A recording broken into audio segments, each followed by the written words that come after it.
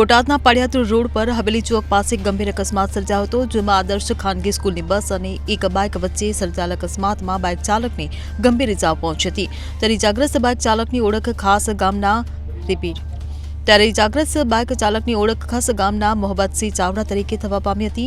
તેમની ગંભીર સ્થિતિને જોતા તેમને વધુ સારવાર માટે ભાવનગર હોસ્પિટલ ખસેડવામાં આવ્યા હતા. તો અકસ્માતની જાણ થતાં જ ઘટના સ્થળે લોકોના ટોળે ઉમટી પડ્યા હતા. ત્યારે આ ઘટનાને લઈને સામાજિક આગેવાનોએ ચિંતા વ્યક્ત કરી.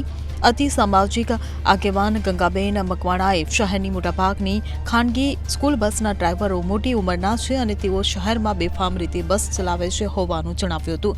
ત્યારે સામાજિક આગેવાનોએ ખાનગી સ્કૂલના સંચાલકોને તેઓ બસ ડ્રાઈવરો સામે યોગ્ય પગલાં લે અને આવી ઘટનાઓ ભવિષ્યમાં ન બને તે માટે કડક નિયમો અમલમાં મૂકે તેવી વિનંતી કરી હતી. Bureau report CN24 news. હવે જુઓ દેશ દુનિયાની તમામ ખબરો તમારી આંગળીના ટેરવે.